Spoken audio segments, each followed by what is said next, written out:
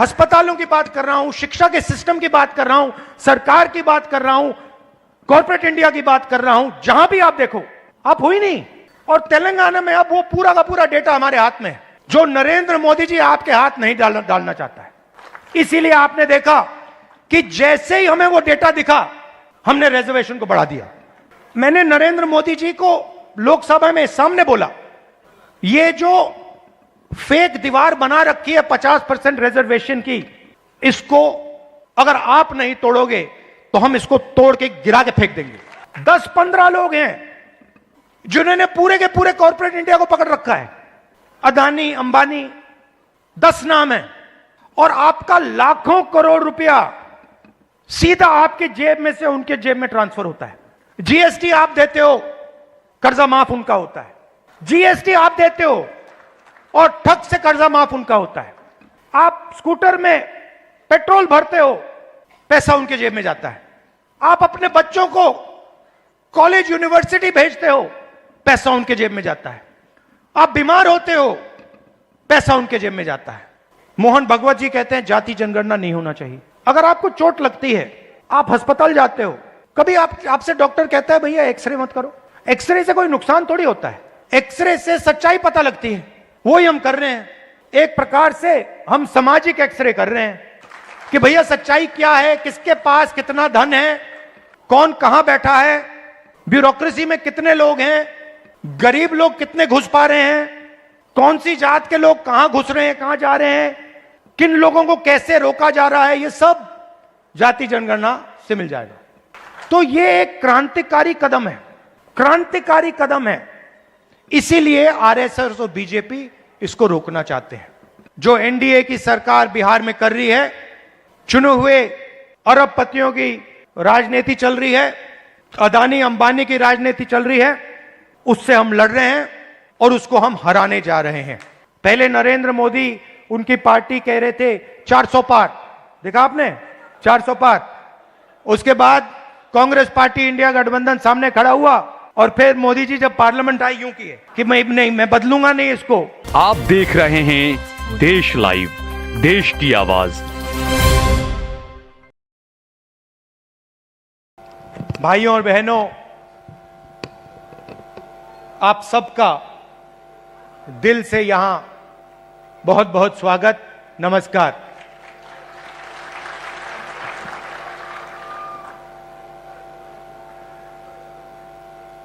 संदीप दीक्षित, जो शीला जी के बेटे हैं, वो एक पॉडकास्ट, आजकल पॉडकास्ट चलती है ना, वो एक पॉडकास्ट बनाते हैं। तो उन्होंने मुझसे कहा कि मैं उनके पॉडकास्ट पे जाऊं। बातचीत होती है, वीडियोग्राफी होती है, फिर उसको मतलब YouTube पे डाला जाता है। तो मैं गया और उन्होंने मुझसे सवाल पूछा कि आपके परदादा नेहरू जी क्या थे? प्रधानमंत्री थे, नेता थे, स्वतंत्रता के लिए लड़े थे। आपके मुताबिक आपके परदादा क्या थे और आप उनसे क्या सीखे? कमरे में नेहरू जी की फोटो थी,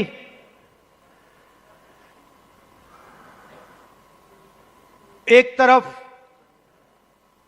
गांधी जी की पेंटिंग थी,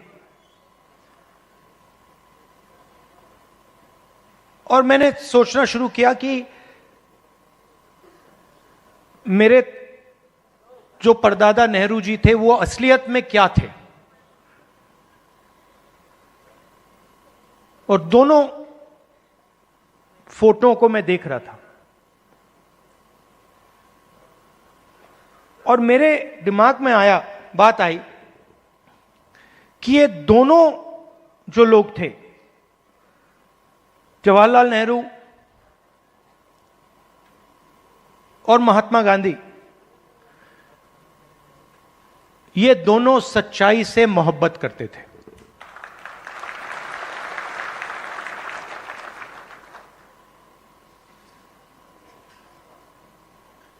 और अगली लाइन में मैंने बोला, सिर्फ नेहरू जी नहीं, सिर्फ महात्मा गांधी जी नहीं, उसमें आप एक लंबी लिस्ट लगा सकते हो। उसमें आप अंबेडकर जी को जोड़ सकते हो, उसमें आप, ये लाइए जरा फोटो, उसमें आप इनको भी जोड़ सकते हो। और ये फोटो अभी मैंने देखी थी, मुझे बहुत अच्छी लगी। क्यों अच्छी लगी बताइए?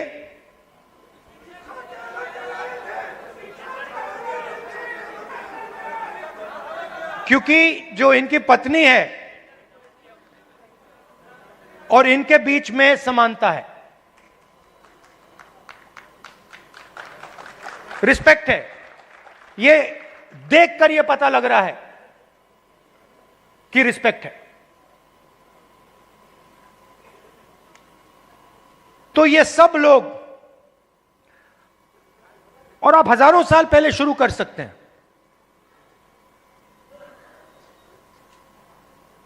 बुद्ध भगवान सच्चाई से मोहब्बत करते थे, सच्चाई से दूर नहीं जा सकते थे।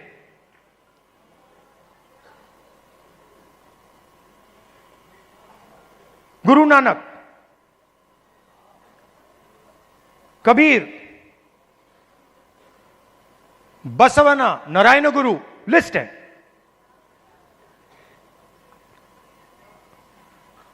तो लोग मुझे कहते हैं कि ये संविधान 1947 में लिखा गया था, और मैं उनसे कहता हूं नहीं, यह संविधान हजारों साल पुराना है। और इस किताब के अंदर अंबेडकर जी की सोच, फूले जी की सोच, गांधी जी, नेहरू जी, गुरु नानक जी, कबीर, जिन लोगों को हिंदुस्तान मानता है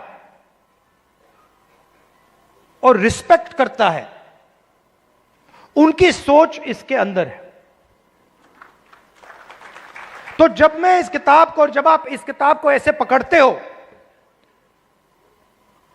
आप 70-80 साल पुरानी किताब को नहीं पकड़ रहे हो, आप हजारों साल पुरानी विचारधारा की रक्षा कर रहे हो।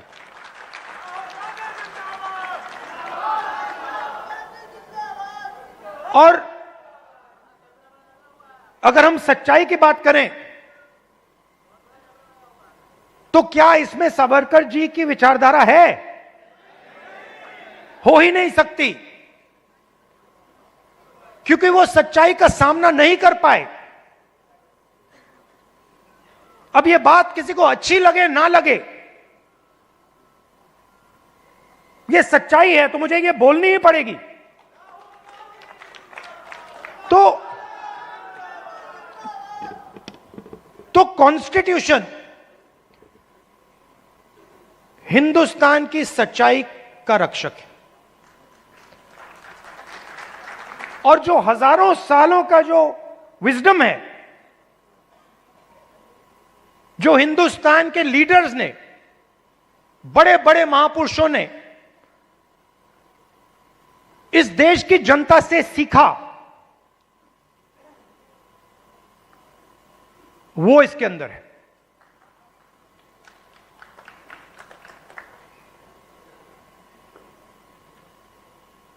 अंबेडकर जी ने दलितों की लड़ाई लड़ी, दलितों के लिए लड़ाई लड़े। सिखाया किसने? सिखाया देश के दलितों ने। जो देश के दलितों के अंदर दर्द था, उस दर्द को अंबेडकर जी समझे, उस दुख को अंबेडकर जी समझे, उस सच्चाई को अंबेडकर जी समझे और उस सच्चाई के लिए अंबेडकर जी लड़े। इसीलिए महात्मा गांधी की autobiography my experiments with truth, Mahatma Gandhi की autobiography my experiment with lies नहीं थी, जो शायद मोदी जी लिख पाएंगे। तो सच्चाई की ही लड़ाई चल रही है। और आजकल क्या हो रहा है, सच्चाई बोलना हिंदुस्तान में मुश्किल है, आसान नहीं। आप देख लीजिए, हमारी पॉलिटिक्स को देख लीजिए, पॉलिटिक्स को देख लीजिए, बड़े बड़े नेताओं को देख लीजिए, बोल नहीं पाते हैं। पूरा देश जानता है कि सच्चाई यह है और बड़े से बड़े नेता चुप हो जाते हैं। यह पूरे देश को दिख रहा है। मगर एग्जाम्पल क्या दिया? बुद्ध भगवान ने, अंबेडकर जी, गांधी जी, इन लोगों ने एग्जाम्पल क्या दिया? डरना नहीं है, जो सच्चाई है वो देश के सामने रखनी है। और यही आप लोग कर रहे हो, यही आप लोग कर रहे हो। आप लोग डरते नहीं हो, आप लोगों को दबाया नहीं जा सकता है। आपके अंदर,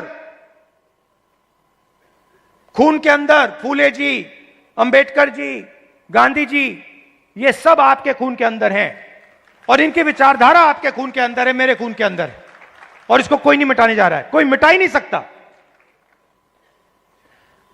मैं आपको आज दो तीन चीजें कहना चाहता हूं, मगर मेरी माइंड में एक सवाल है। तो सबसे पहले मैं आपसे सवाल पूछना चाहता हूं, देखना चाहता हूं, आप में से, आपने देखा होगा अमेरिका के राष्ट्रपति ने स्टॉक मार्केट की धज्जियां उड़ा दी हैं, देखा होगा, देखा ना? अच्छा, आप मुझे बताइए, आप में से, इस भीड़ में से कितने लोग स्टॉक मार्केट में पैसा डालते हैं? हाथ उठा के दिखाइए। अब ये देखिए, घूम के देखिए, यहां पे 1% से कम लोग स्टॉक मार्केट में पैसा डालते हैं, 1% से कम। अगर यहां 100 लोग हैं तो एक हाथ उठ रहा है। तो ये स्टॉक मार्केट आपका औजार नहीं है, इसमें अनलिमिटेड पैसे बने, मगर इसका फायदा आपको नहीं मिला।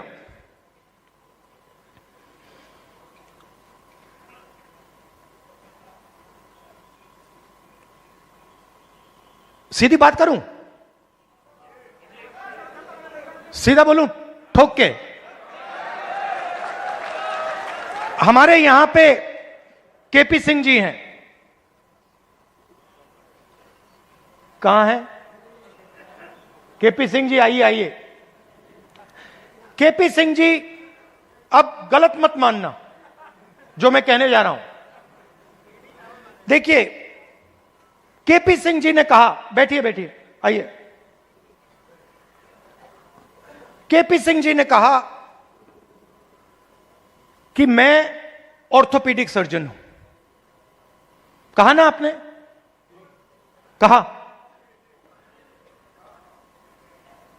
कुछ दिन पहले पार्लियामेंट हाउस में डेलीगेशन आया, वहां पे ऐसे ही एक व्यक्ति ने मुझे कहा, मैं आईआईटी का प्रोफेसर हूं। और मैंने उससे यही कहा कि देखिए, मैं कुछ कहना चाहता हूं मगर शायद आपको अच्छा ना लगे, इजाजत है? उन्होंने कहा हां, कह दीजिए। और वही मैं आपसे इजाजत लेना चाहता हूं, इजाजत है? देखिए,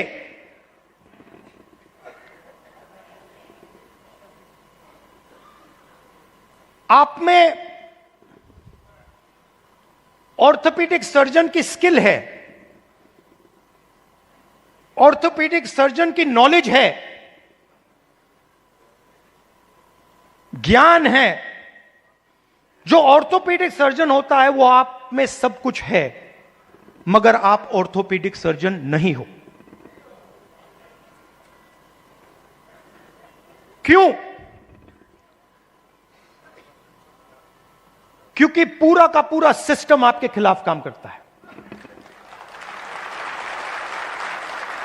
आप सोचते हो कि आप ऑर्थोपेडिक सर्जन हो,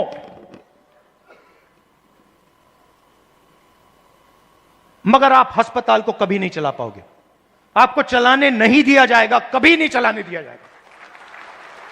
और अगर आप में क्षमता चलाने की हो तो आपको फाइनेंस नहीं मिलेगा, पैसा नहीं मिलेगा, बैंक लोन नहीं मिलेगा। और अगर आपने बैंक लोन ले लिया और आपने अस्पताल भी शुरू कर दिया, तब ब्यूरोक्रेसी आपको रोकने की कोशिश करेगी। तो आपके मन में लग रहा है आपको कि मैं ऑर्थोपेडिक सर्जन हूं, मगर ऑर्थोपेडिक सर्जन के सच्चे औजार आपके हाथ में नहीं है, आपके खिलाफ काम कर रहे हैं।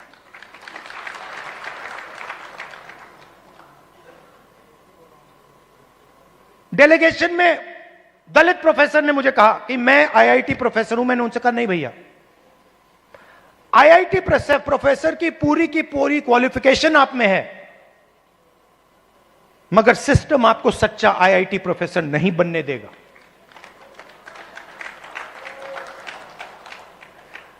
और यह सच्चाई आस्ते आस्ते आस्ते आस्ते मुझे बहुत गहराई से समझ आ गई है। इस देश में अगर आप दलित हो, पिछड़े वर्ग के हो, आदिवासी हो, माइनॉरिटी हो, और उसमें मैं महिला भी जोड़ सकता हूं, पिछड़ा बोला, ईबीसी हो, अति दलित हो, अगर आप अपर कास्ट के नहीं हो तो आप सेकंड क्लास सिटीजन हो। और मैं ये ऐसे नहीं बोल रहा हूं, मैं सोच समझ के बोल रहा हूं, मैं पढ़ लिख के बोल रहा हूं, और मैं सिस्टम को बहुत गहराई से देखने के बाद बोल रहा हूं। मैं आपको 2-3 उदाहरण देना चाहता हूं। तेलंगाना में हमने कास्ट सेंसस किया, और बात अब तेलंगाना में कास्ट सेंसस से बहुत आगे निकल गई है।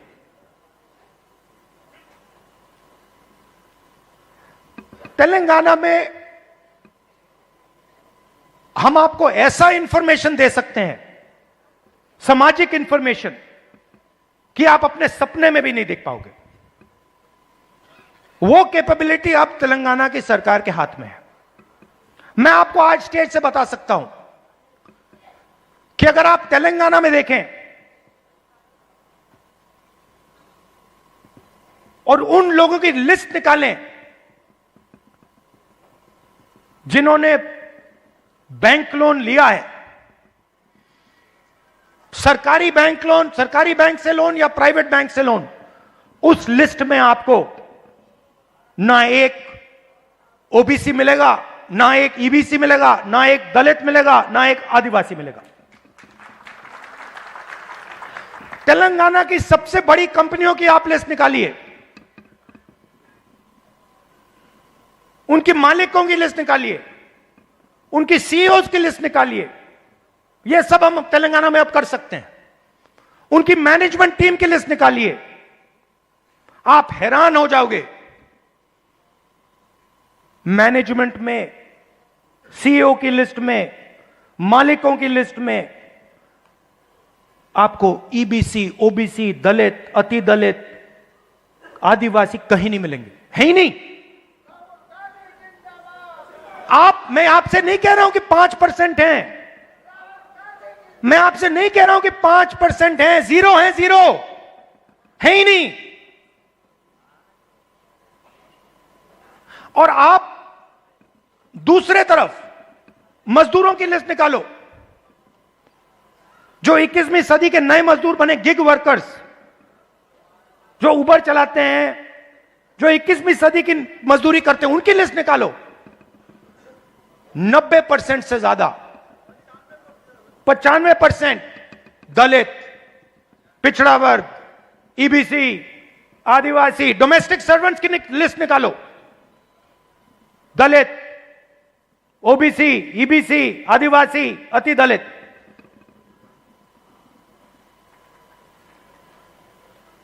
और मैं सिर्फ कंपनियों की बात नहीं कर रहा हूं, मैं अस्पतालों की बात कर रहा हूं, शिक्षा के सिस्टम की बात कर रहा हूं, सरकार की बात कर रहा हूं, कॉर्पोरेट इंडिया की बात कर रहा हूं। जहां भी आप देखो, आप हुई नहीं।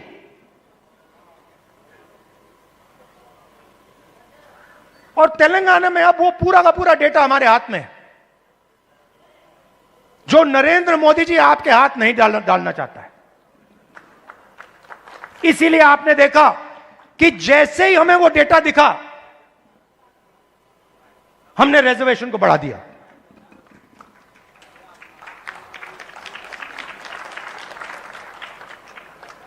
मैंने नरेंद्र मोदी जी को लोकसभा में सामने बोला,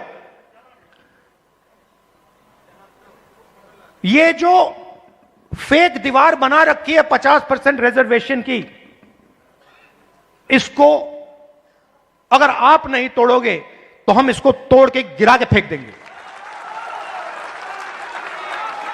और दूसरी बात, इस देश के दलितों को, पिछड़ों को, ईबीसी, ओबीसी, अति दलित, आदिवासी, गरीब जनरल कास्ट के लोगों को पता लगना चाहिए कि इस देश की सच्चाई क्या है।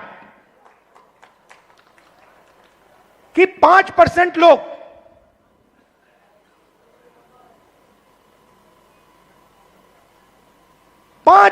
लोग इस पूरे के पूरे देश को चला रहे हैं।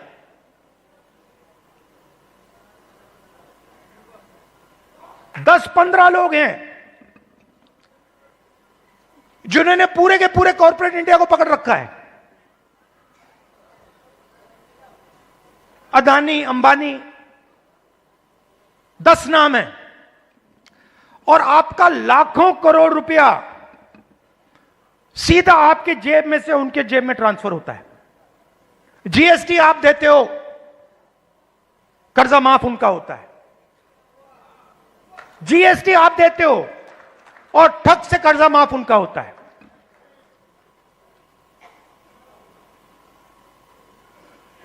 आप स्कूटर में पेट्रोल भरते हो,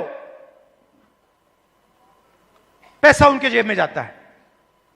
आप अपने बच्चों को कॉलेज, यूनिवर्सिटी भेजते हो, पैसा उनके जेब में जाता है। आप बीमार होते हो, पैसा उनके जेब में जाता है। तो आप सबको घेर के रखा हुआ है। इसलिए आपसे सांस नहीं ली जा रही है।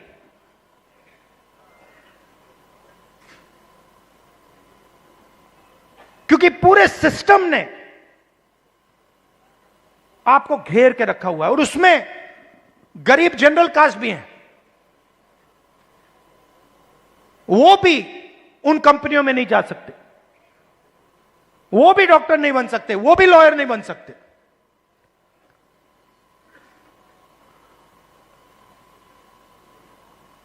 मैं छोटा सा उदाहरण देता हूं आपको। सुल्तानपुर में मैं गया, वहां पे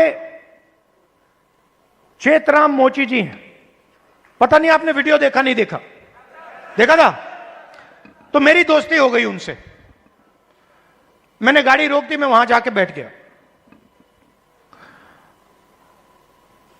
मैं आपको बताना चाह रहा हूं कैसे फंसाया गया है, किस प्रकार से फंसा के रखा हुआ है। मैं गया, 40 मिनट में उनके साथ बैठा। मैंने देखा कि हुनर की कोई कमी नहीं है। उनसे आप कोई भी उनको आप कोई भी जूता दे दो और कहो भैया इसको बना दो, कोई भी हो, मतलब ब्रांडेड जूता हो, ये आपने जो पहना हुआ ये हो, कुछ भी 2-3 घंटे में वही जूता आपको मिल जाएगा, उससे अच्छा मिल जाएगा। और मैंने उनसे पूछा आप यहां कितने साल से हो? कहते हैं 40 साल से हूं राहुल जी, 40 साल। फिर मुझे देख के कहते हैं राहुल जी ये मेरा बेटा है, अब ये यहां मेरे साथ काम नहीं करना चाहता। तो मैंने कहा क्यों? और फिर सिर नीचे करके कहते हैं कि राहुल जी 40 साल में मुझे किसी ने इज्जत नहीं दी। एक ही आदमी ने, मेरे पिता ने मुझे रिस्पेक्ट और इज्जत दी थी। मैं यहां आता हूं,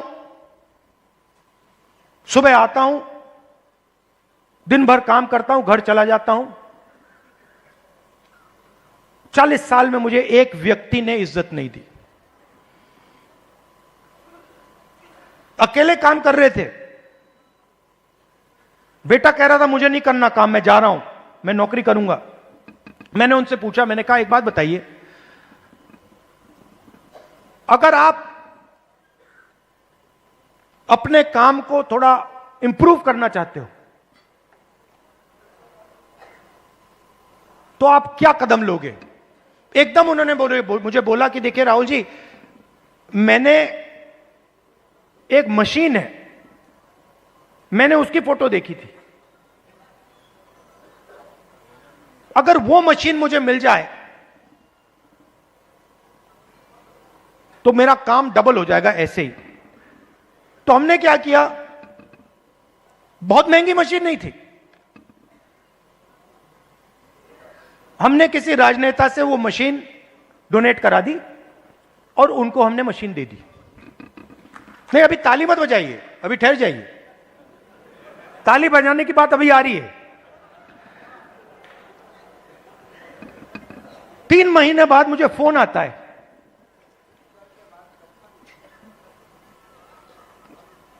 चेतराम मोची जी कहते हैं राहुल जी मैं बड़ा खुश हूं। मैंने कहा क्यों?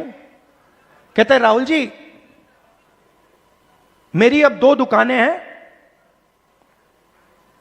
10 लोग मेरे लिए काम करते हैं।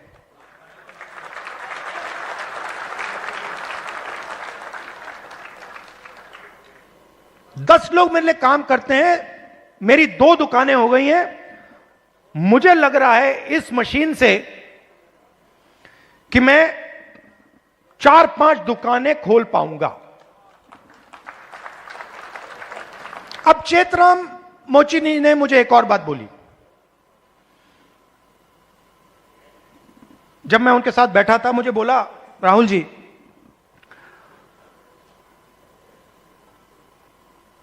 यूपी सरकार ने मुझे एक बार ट्रेनिंग पे बुलाया,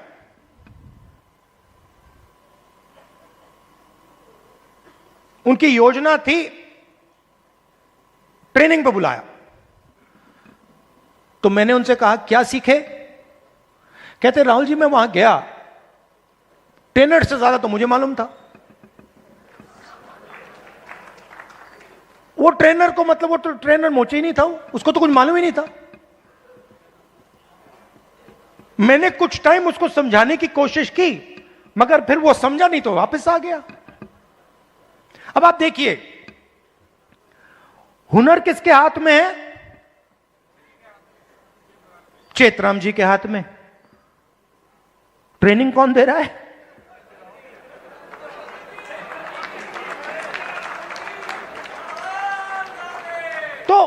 तो बात समझिए क्यों? क्योंकि ट्रेनिंग का नेटवर्क कंट्रोल में है। मशीन क्यों नहीं मिल रही? बैंक का सिस्टम कंट्रोल में है।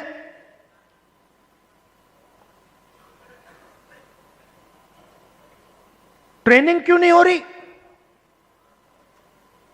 क्योंकि चेतराम जी ट्रेनिंग के सिस्टम में ही नहीं है। जिसके पास हुनर है, जिसके पास ज्ञान है, वो ट्रेनिंग करा ही नहीं रहा है। तो मैंने क्या किया, इससे मैंने क्या सीखा, मैंने तेलंगाना के चीफ मिनिस्टर को चिट्ठी लिखी और मैंने उनको सुझाव दिया। मैंने कहा कि देखिए, ये पता लगाइए आप कर सकते हैं या नहीं। आईटीआई के सिस्टम में क्या होता है, ट्रेनिंग होती है, बढ़ई की ट्रेनिंग होती है, प्लम्बर की ट्रेनिंग होती है, मोची की ट्रेनिंग होती है, कुम्हार की ट्रेनिंग होती है, ये सब ट्रेनिंग होती है। तेलंगाना में मैंने चीफ मिनिस्टर को सुझाव दिया कि आप ऐसे कीजिए, आप सर्टिफिकेशन सेंटर बनाइए। तेलंगाना में लाखों मोची हैं,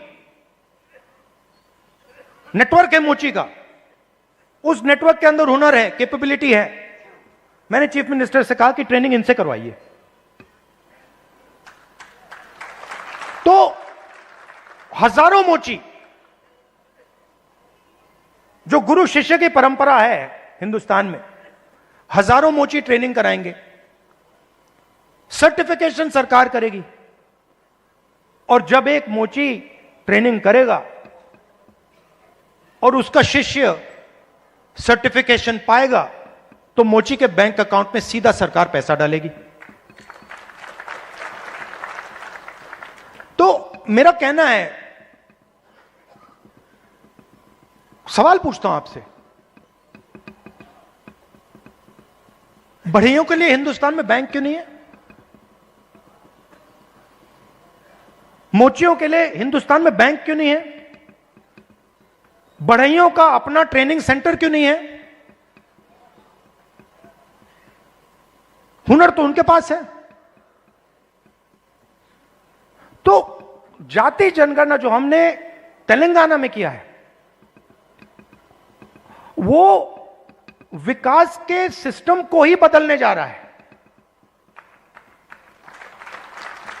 क्योंकि हम 21वीं सदी में जी रहे हैं। डेटा की सदी है, सब लोग डेटा की बात करते हैं। तेलंगाना में हमारे पास जाति का पूरा डेटा हमारे हाथों में है, और इस डेटा के साथ हम तेलंगाना की पूरी राजनीति को बदल सकते हैं। और जो सचमुच में आपका हक है, जाति जनगणना के माध्यम से वो हम आपको दिलवा सकते हैं। और सीधी सी बात है, बहुत सारे लोग कहते हैं कि भैया देखो, जाति जनगणना नहीं होना चाहिए। मोहन भगवत जी कहते हैं जाति जनगणना नहीं होना चाहिए।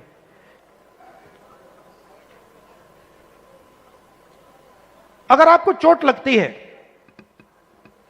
आप अस्पताल जाते हो, कभी आपसे डॉक्टर कहता है भैया एक्सरे मत करो।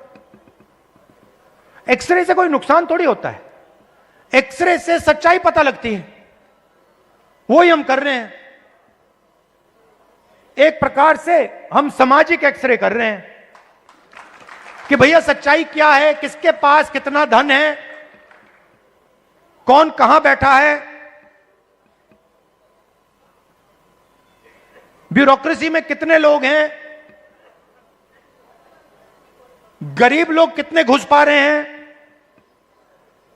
कौन सी जात के लोग कहां घुस रहे हैं, कहां जा रहे हैं, किन लोगों को कैसे रोका जा रहा है, ये सब जाति जनगणना से मिल जाएगा। तो ये एक क्रांतिकारी कदम है, क्रांतिकारी कदम है। इसीलिए आरएसएस और बीजेपी इसको रोकना चाहते हैं, और इसको अब दुनिया की कोई शक्ति नहीं रोक सकती है। बिहार में बिहार में कांग्रेस पार्टी का मैं आपको रोल बताता हूं। देखिए,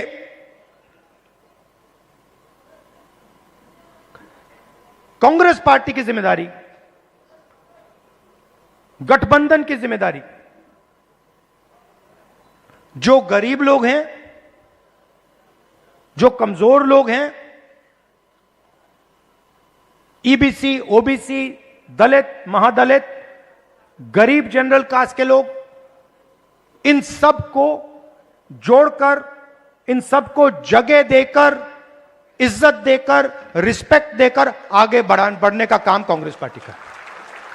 और मैं आपसे पहला व्यक्ति हूंगा जो आपसे कहेगा कि कांग्रेस पार्टी ने जो पहले काम करना चाहिए था, जिस गति से काम करना चाहिए था, जिस मजबूती से बिहार में काम करना चाहिए था, वो हमने नहीं किया। और हम अपनी गलती से समझे हैं और अब हम बिना रुके पूरी शक्ति के साथ जो बिहार के कमजोर लोग हैं, बिहार के गरीब लोग हैं, छोटी जात, छोटी अलग अलग जो ओबीसी, ईबीसी, दलित, महादलित के लोग हैं, उन सब को हम लेकर एक साथ हम आगे बढ़ेंगे।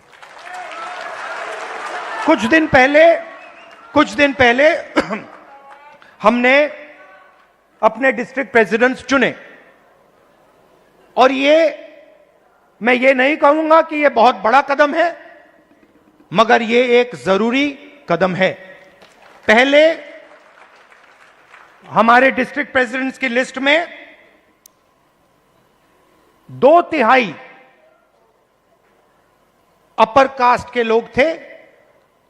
अब हमारी नई डिस्ट्रिक्ट प्रेसिडेंट्स की लिस्ट में 2/3 ईबीसी, ओबीसी, दलित, पिछड़ा वर्ग, माइनॉरिटी के हैं।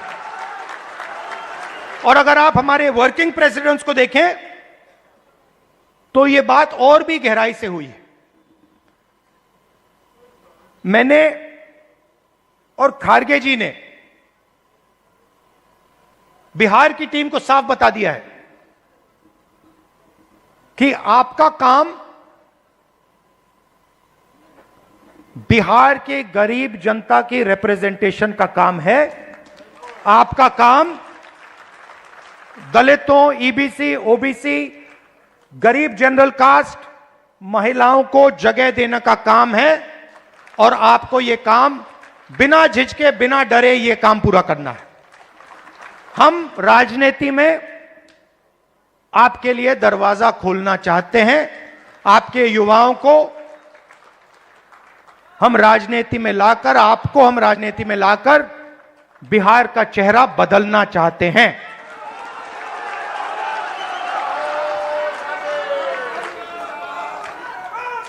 जो बिहार में हुआ है, जो आज बिहार में हो रहा है, जो एनडीए की सरकार बिहार में कर रही है, चुने हुए अरबपतियों की राजनीति चल रही है, अदानी अंबानी की राजनीति चल रही है, उससे हम लड़ रहे हैं और उसको हम हराने जा रहे हैं। और हम जानते हैं कि इस देश को बिहार की जनता डायरेक्शन देती है।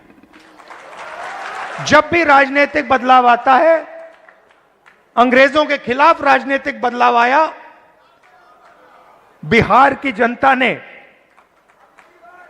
यह बदलाव लाने का काम किया था और हम समझते हैं कि बिहार की जनता फिर से यह काम करना चाह रही है और यह काम करेगी। और हम आपके साथ मिलकर, शामिल होकर यह काम करना चाहते हैं। सबसे जरूरी लक्ष्य कॉन्स्टिट्यूशन की रक्षा करना है। हमारी जो पुरानी विचारधारा है, बिल्कुल मतलब ऐसे। और जो इसके सामने आएगा, आपने देखा होगा पहले नरेंद्र मोदी उनकी पार्टी कह रहे थे 400 पार, देखा आपने 400 पार। उसके बाद कांग्रेस पार्टी इंडिया गठबंधन सामने खड़ा हुआ और फिर मोदी जी जब पार्लियामेंट आई यूं किए कि मैं बदलूंगा नहीं इसको।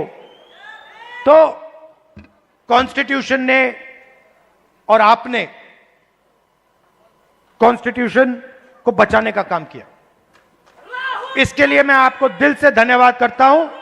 और जहां भी देखिए, और जहां भी मेरी जरूरत होगी, बिहार के कोने कोने में, हिंदुस्तान के कोने कोने में आप मुझे बुलाओ, मैं हाजिर हो जाऊंगा। आपकी लड़ाई मेरी लड़ाई है।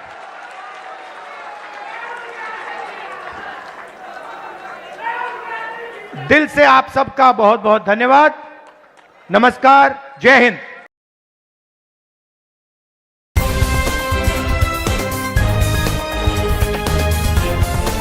देश और दुनिया की तमाम छोटी और बड़ी खबरों के लिए हमारे चैनल को सब्सक्राइब करना न भूलें और बेल का बटन जरूर दबाएं।